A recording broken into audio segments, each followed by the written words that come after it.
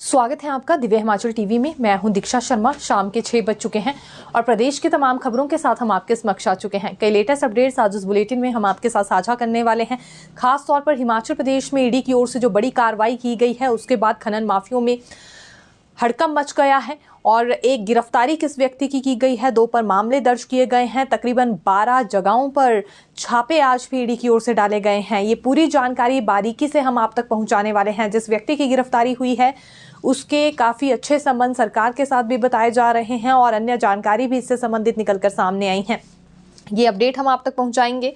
अब प्रवक्ताओं की seniority list कब तक बन पाएगी, इसे लेकर क्योंकि नए आदेश आज जारी किए गए हैं उच्च शिक्षा विभाग की ओर से, क्या कुछ इसमें कहा गया है, कितना इंतजार प्रवक्ताओं को करना पड़ेगा और बीच में जो एक पेज फंस गया है उससे जुड़ी जानकारी भी आपके लिए लेकर आए हैं। मुख्यमंत्री सुखविंदर सिंह सुक्खू ने बड़ा बयान दिया है हिमाचल भवन को लेकर, क्योंकि देखिए हाईकोर्ट ने आदेश जारी कर दिए हैं कि हिमाचल भवन को अटैच किया जाए, लेकिन इसके बाद मुख्यमंत्री का कुछ और कहना है। पूरे मामले पर राजनीति गर्माती हुई नजर आ रही है। नेता प्रतिपक्ष जयराम ठाकुर की ओर से भी जो बड़े शब्द कहे गए हैं उस बारे में भी जानकारी आप तक पहुंचाएंगे। शुरुआत मौसम से करना चाहेंगे क्योंकि 4 दिन बाद बारिश बर्फबारी होने की संभावना मौसम विज्ञान केंद्र की ओर से एक दफा फिर जताई गई है। खासतौर पर लाहौल स्पीति, कुल्लू, चंबा और किन्नौर में। हालांकि देखिए अगर लाहौल स्पीति किन्नौर की बात करें तो पिछले 4 महीनों से बारिश नहीं हुई है और अब जाकर ऊंची चोटियों पर बारिश बर्फबारी हो सकती है। ये पूर्वानुमान जारी किया है मौसम विज्ञान केंद्र ने। हालांकि इंतजार काफी ज्यादा हो चुका है, फसलें बर्बाद हो रही हैं और इस सबके बीच टूरिज्म भी यहाँ पर अफेक्ट हो रहा है। लेकिन अब जो आसार जताए गए हैं कितने ज्यादा खरे साबित होते हैं ये देखना होगा। मौसम विज्ञान केंद्र की भविष्यवाणी इस पर कितनी सच साबित हो पाएगी ये देखना सच में काफी ज्यादा रोचक रहने वाला है। खास तौर पर तब जब अक्टूबर और नवंबर माह भी एक तरह से पूरा ही यहाँ सूखा बीत गया हो। पहली मर्तबा इस तरह की स्थिति हिमाचल प्रदेश में देखने में आई है। हिमाचल प्रदेश के दुर्गम क्षेत्र भरमौर में कार एक्सीडेंट हुआ। ये ऑल्टो कार थी जो कि खाई में जा गिरी और इसमें 3 लोगों की मौत हो गई है। दुखद बात यह है कि तीनों लोग एक ही परिवार के थे। 2 सगे भाई बताए जा रहे हैं। एक महिला भी इसमें शामिल है जो इनमें से किसी एक भाई की पत्नी थी। वहीं अन्य 2 लोगों को गंभीर चोट आई है। इसमें एक व्यक्ति था जो कि परिवार के बाहर का था और इन लोगों की बेटी भी घायल हुई है। हालांकि सिविल अस्पताल में ही बेटी का उपचार चल रहा है, लेकिन जो अन्य व्यक्ति कार में सवार था उसे गंभीर चोटें आई हैं, जिसके बाद उसे चंबा मेडिकल कॉलेज भिजवा दिया गया है उपचार के लिए। लेकिन बहुत ही दुर्भाग्यपूर्ण कहना चाहेंगे, ऑल्टो कार में सवार होकर अपनी मंजिल की ओर बढ़ रहे थे कि उसी बीच दुर्घटना हो गई और 3 लोगों की जान चली गई है जो कि एक ही परिवार से संबंधित है और इनकी बेटी बच गई है, लेकिन वो भी गंभीर रूप से घायल बताई जा रही है।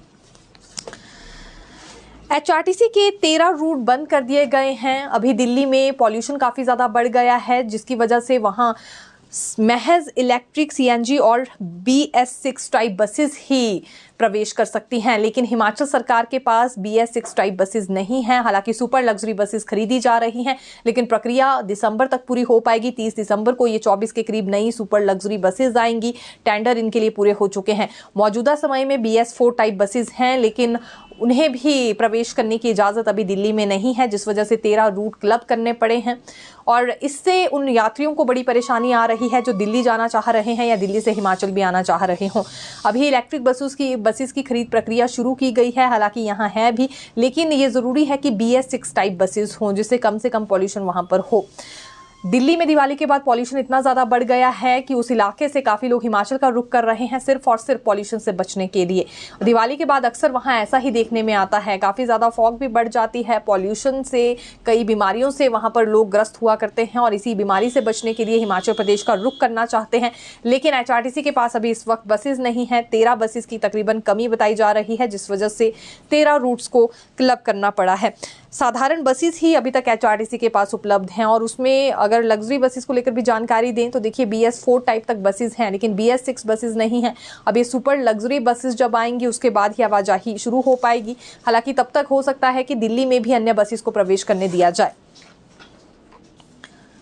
हिंदू संगठन एक दफा फिर सड़कों पर उतर आए हैं। ये हम बात कर रहे हैं हिमाचल प्रदेश की छोटी काशी मंडी से जुड़ी।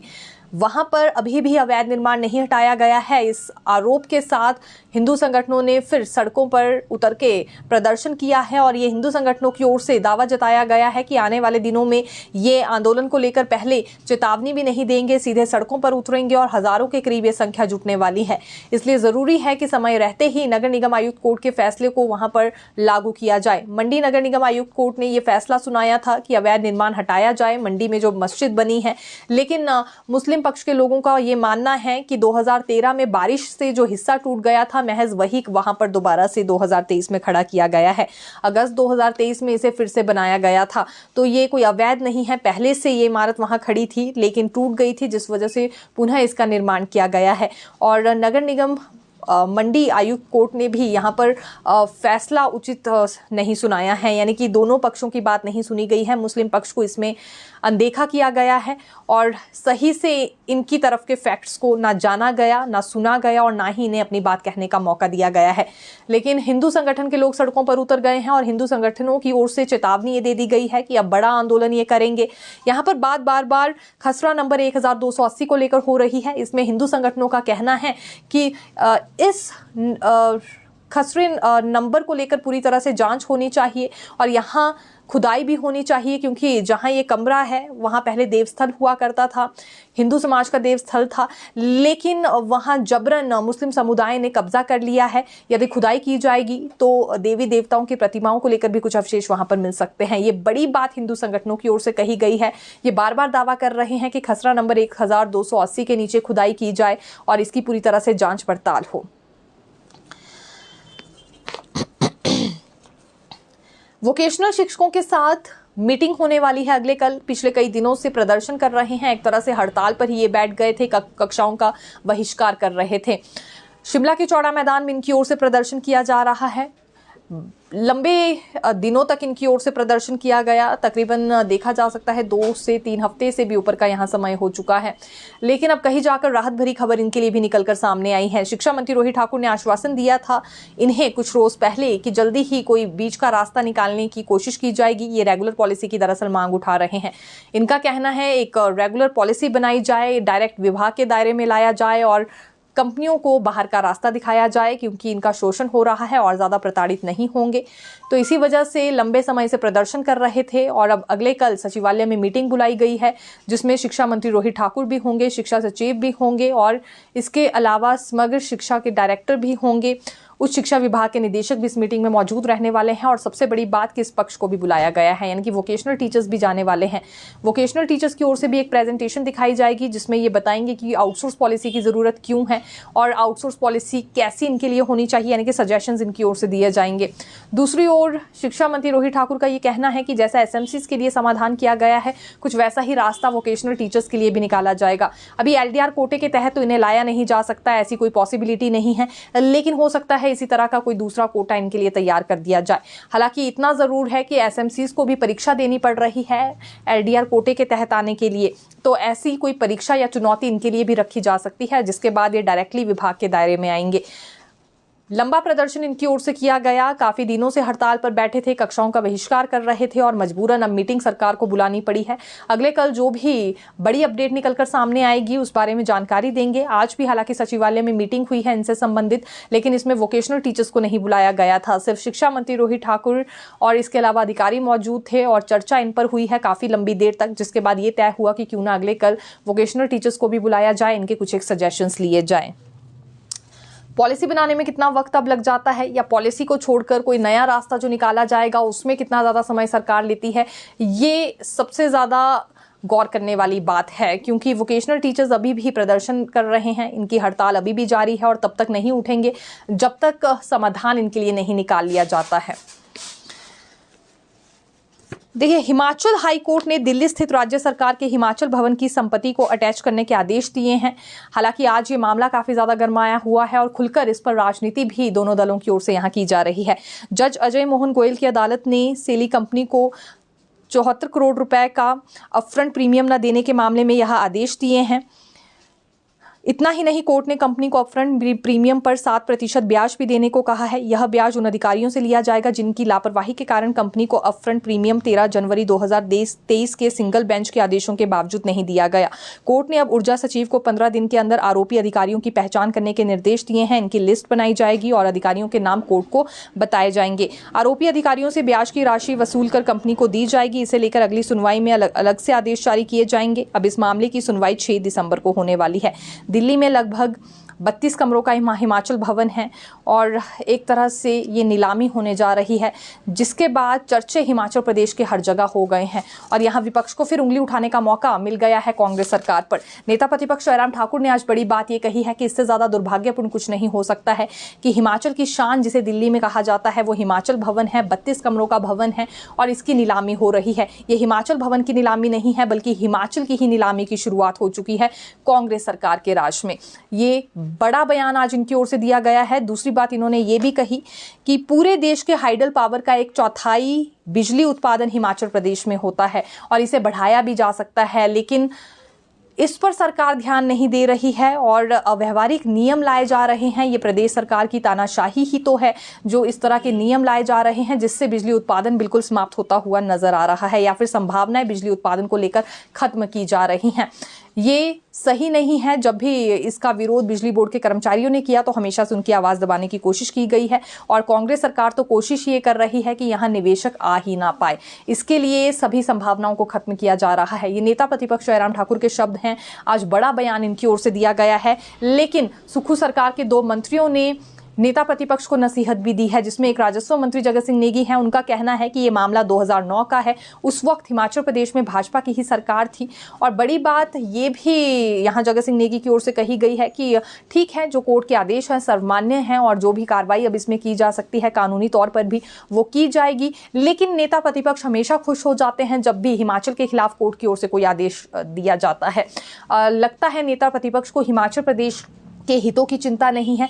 ये भी मंत्री की ओर से आज बयान दिया गया है और नसीहत राजस्व मंत्री ने नेता प्रतिपक्ष को दी है कि यदि हिमाचल के साथ कुछ बुरा हुआ है या हिमाचल के खिलाफ कोई फैसला आया है तो उन्हें खुश नहीं होना चाहिए। हालांकि मंत्री विक्रमादित्य सिंह के बोल भी यही थे। उनका ये मानना था कि जो फैसला आया है उसे सुप्रीम कोर्ट में चुनौती दी जाएगी और लॉ विभाग इसमें आगामी कार्रवाई करेगा। लेकिन नेता प्रतिपक्ष जयराम ठाकुर को इस पर राजनीति नहीं करनी चाहिए बल्कि केंद्र से मदद मांगनी चाहिए हिमाचल के हितों के लिए। लेकिन ये करने में वो पूरी तरह से असमर्थ हैं और चुटकी ज़रूर लेते हैं जब भी कोई इस तरह का फैसला आता है। राजनीति करने से उन्हें बाज आना चाहिए, कम से कम ऐसे आदेशों पर जिससे हर वर्ग ही प्रभावित हो रहा हो।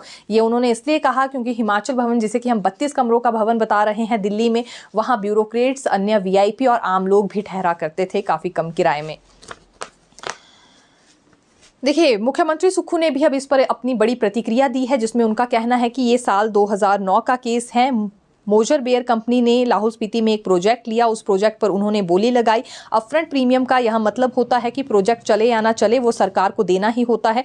प्रोजेक्ट अवार्ड के वक्त 10 लाख रुपए प्रति मेगावाट रिजर्व प्राइस रखा गया। इसके आधार पर मोजर बेयर ने 10 लाख से ज़्यादा बोली बोलकर लगाई और उसे प्रोजेक्ट अलॉट हो गया। मोजर बेयर ने इस प्रोजेक्ट को शुरू नहीं किया, उसके बाद आर्बिट्रेशन में गए और फिर आर्बिट्रेशन ने इस तरह का फैसला सुनाया जो एक तरह से जनहित विरोधी फैसला यहाँ पर मुख्यमंत्री की ओर से बताया जा रहा है।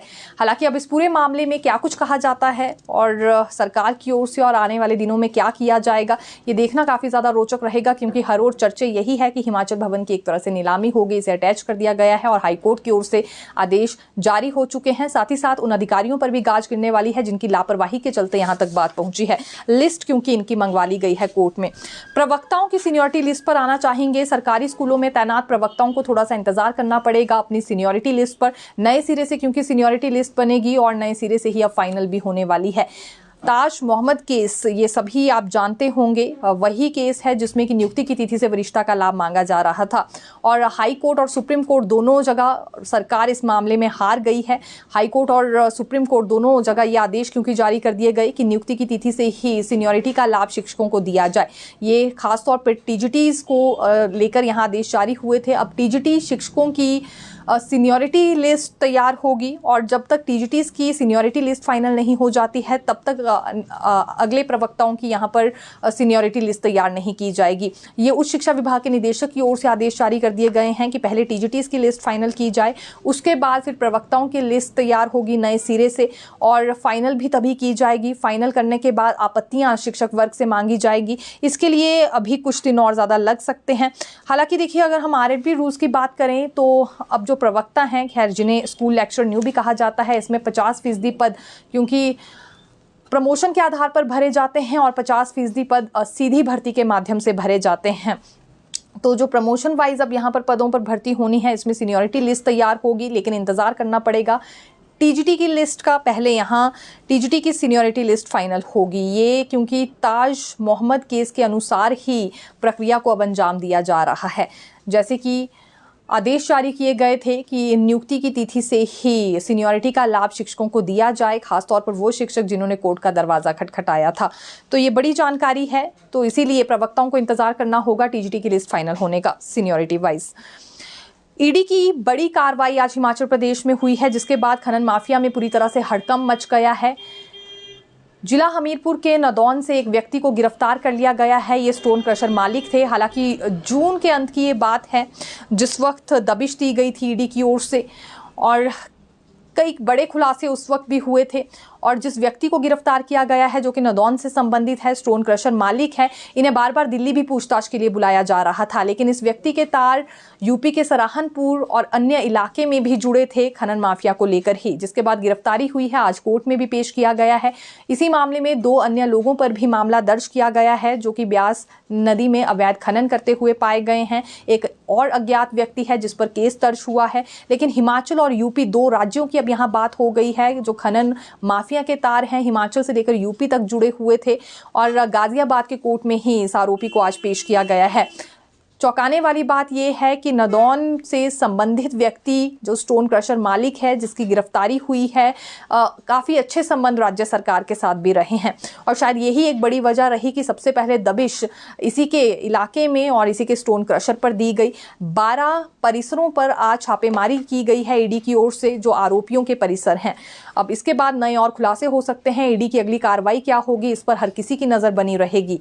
लेकिन कुछ दिनों से लगातार दबिश दी जा रही थी, पूछताछ हो रही थी और आज गिरफ्तारी तक हो गई है और कोर्ट में भी पेश कर लिया गया है। करोड़ों की आय अर्जित की है अवैध खनन से इन आरोपियों ने। इसमें क्योंकि महज एक व्यक्ति नहीं है जिसका नाम ज्ञानचंद बताया जा रहा है, बल्कि मनी लॉन्ड्रिंग मामले में 2 अन्य व्यक्ति भी शामिल पाए गए हैं। ब्यास नदी में ही इनकी ओर से अवैध खनन की जा रही थी। और तीसरी बात, एक और अज्ञात व्यक्ति के खिलाफ भी मामला दर्ज हुआ है।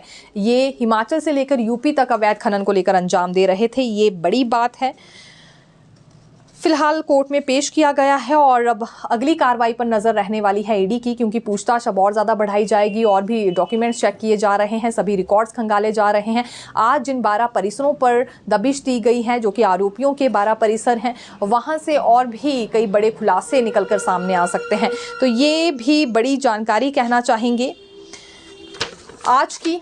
हालांकि हिमाचल भवन को लेकर तो राजनीति देखने में आई ही, लेकिन जो ईडी की कार्रवाई हुई है इस पर भी लगातार विपक्ष की ओर से प्रतिक्रिया दी जा रही है।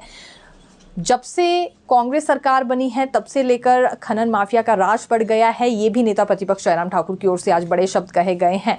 हालांकि पहले हिमाचल भवन को लेकर ही ये प्रतिक्रिया दे रहे थे, लेकिन एक और मौका कांग्रेस सरकार को सुनाने का विपक्ष को मिल गया है और ये भी स्टेटमेंट इनकी ओर से आज दी गई। तो फिर मिलेंगे नई खबर के साथ। देखते रहिए दिव्य हिमाचल टीवी। धन्यवाद।